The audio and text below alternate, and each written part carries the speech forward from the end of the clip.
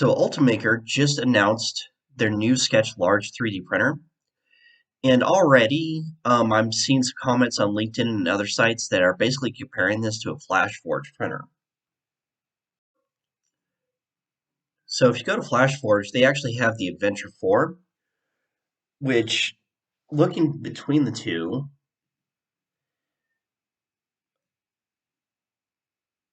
the Sketch Large might have some slightly different exterior curves on the outer case.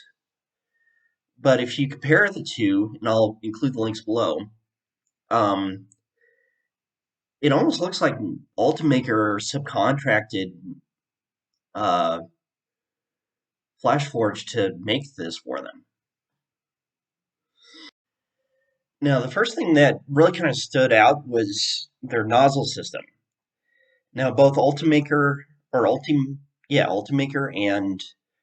FlashForge have quick change nozzles, which is great because here's FlashForge's nozzle system. You click two little tabs here to change out the nozzle, and it's got a duct fan here off to the left-hand side. But looking at the Makerbot site, or UltiMaker site, they have the exact same thing. So they've got a head that goes in and fan duct to the side, with the fan in front.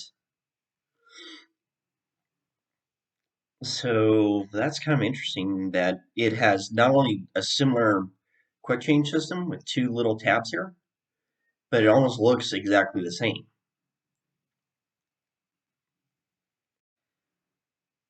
The build plate is also almost exactly the same.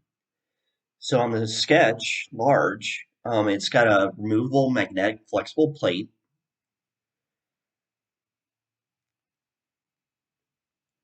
and FlashForge has both a glass and flexible plate. But even looking at the flexible plate system, it's got three tabs around it that attach to the platform. So it's almost not even exact. It's pretty much a copy right there, because the Sketch Large has three tabs going around it that are black instead of blue.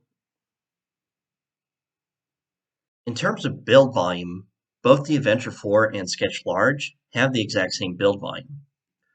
So the Sketch Large comes in at 220 by 200 by 250 millimeters, and the Adventure 4 comes in 220 by 200 by 250. So build volume wise, you're getting the exact same build volume. Now, always remember, when you see the print volume of a printer, that's like the absolute max box of what you can print in. You're never really going to have prints that max out the build volume all the time, so you're actually using a much smaller build volume.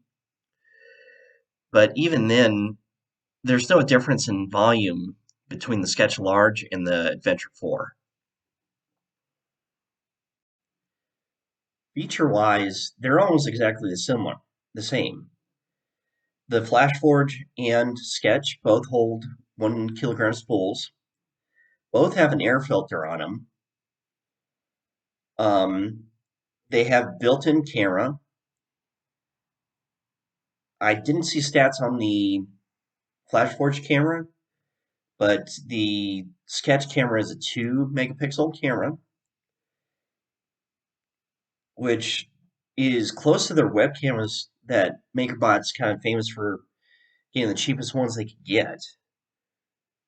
Because they've always had just cheap web cameras, which are okay to use if you want to keep monitoring your printer. But that's always been a bell and whistle for Makerbot, is having that camera. So some differences. Right now, Makerbot will only let you use their PLA material, whereas with the FlashForge, you can already use either their filament or any third-party filament. And they've got polycarbonate PETG, carbon fiber ABS.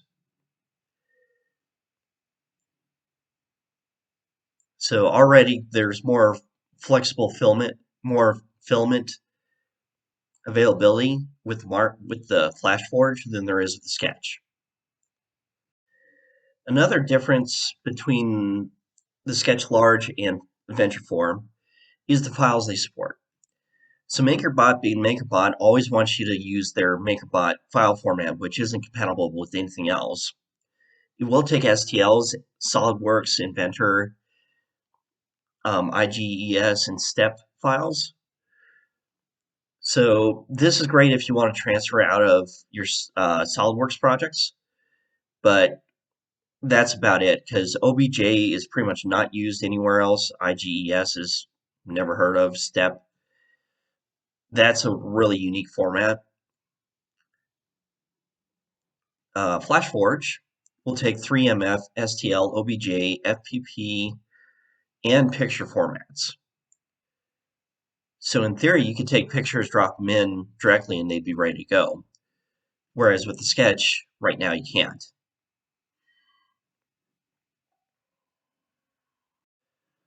Both printers feature a color touchscreen, which can be a nice feature as long as it works. So for storage, Sketch Large uses USB stick, Ethernet, or Wi-Fi. And they're trying to push their Wi-Fi and cloud-based storage harder than probably anyone else on the market because they want you to be tied to a cloud-based system. Security-wise, that's an issue because if you have like students' work or if it's anything proprietary, cloud-based storage could be an issue.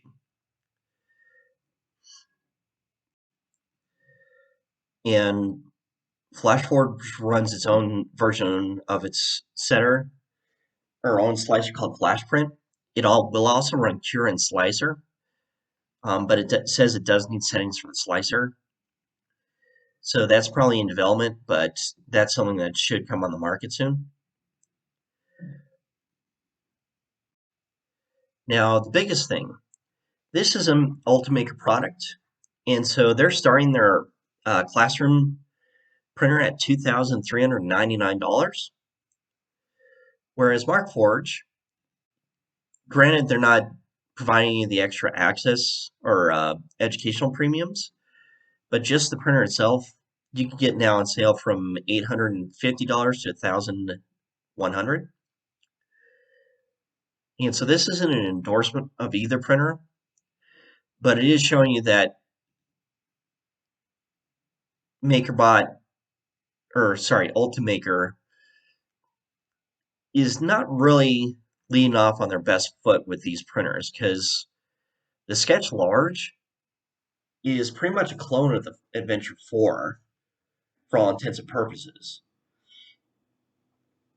The difference being price and availability, but also just I understand that why UltiMaker is doing this because they have to release some product after they just acquired Makerbot, but it's another overpriced Makerbot,